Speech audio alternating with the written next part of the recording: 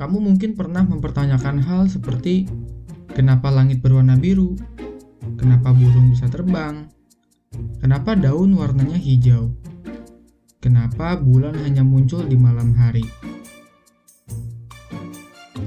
Pertanyaan tersebut biasanya muncul karena rasa penasaran setelah mengamati sesuatu. Untuk beberapa pertanyaan, kamu mungkin tahu jawabannya, tapi kamu ragu akan kebenaran jawaban tersebut. Tapi, untuk beberapa pertanyaan, mungkin kamu sama sekali belum tahu jawabannya. Untuk bisa mendapatkan jawaban benar dari pertanyaan-pertanyaan tersebut, kamu biasanya akan melakukan penelitian sederhana. Penelitian yang kamu lakukan biasanya dengan cara mencari tahu melalui internet atau melakukan percobaan sendiri hingga akhirnya kamu bisa mendapatkan jawaban.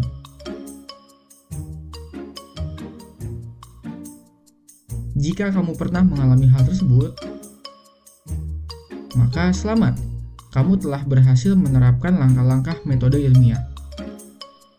Ada 6 langkah dalam menerapkan metode ilmiah. Observasi.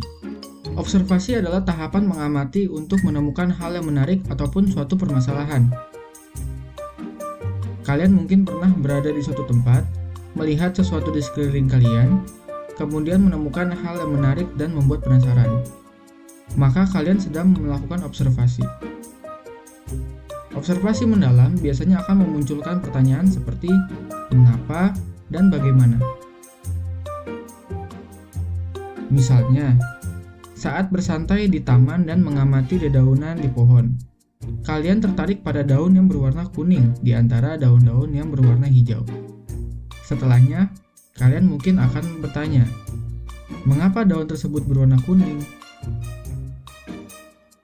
Setelah mempertanyakan sebuah fenomena, kamu pasti akan membuat jawaban sementara yang kamu yakini benar, namun belum tentu benar. Jawaban sementara yang kamu buat ini disebut sebagai hipotesis.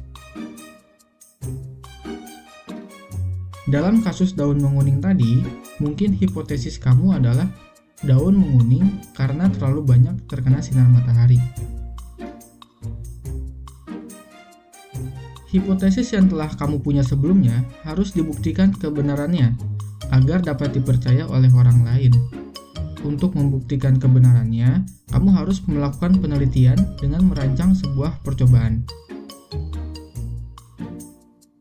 Misalnya, kamu ingin membuktikan bahwa daun dapat menguning karena terlalu banyak terkena sinar matahari.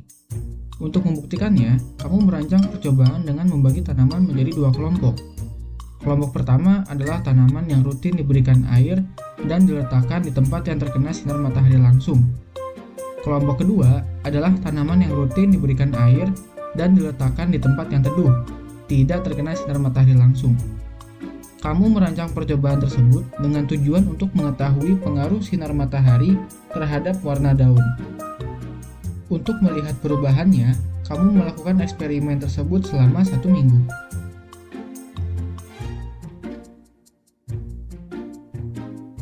Selama 1 minggu eksperimen, kamu terus mencatat perubahan-perubahan yang terjadi pada kedua kelompok tanaman tersebut. Catatan perubahan yang terjadi selama 1 minggu tersebut dinamakan data. Data yang sudah didapatkan akan menjadi dasar untuk membuat kesimpulan. Misalnya, selama 1 minggu pengamatan, ternyata tanaman pertama menunjukkan perubahan warna pada daun.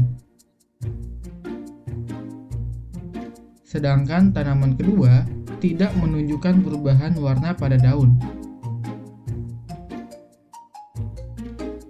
Pada tanaman 1, daun yang sebelumnya hijau berubah menjadi kuning. Sedangkan pada tanaman 2, daunnya tetap hijau dan terlihat sehat.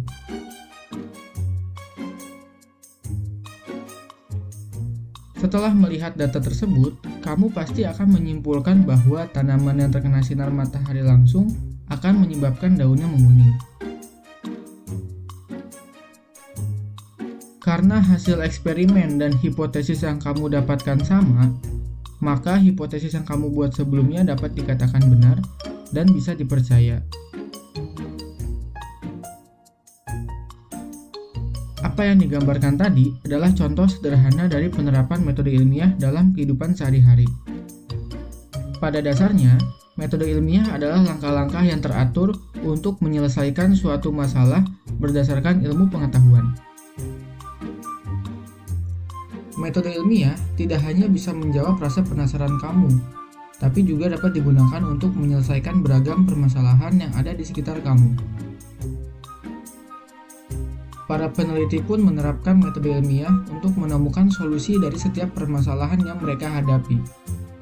Hasilnya adalah beragam penemuan-penemuan luar biasa yang sangat bermanfaat bagi masyarakat luas. Jadi, apakah kamu siap melakukan penelitian? Tulis di kolom komentar ya, dan terima kasih.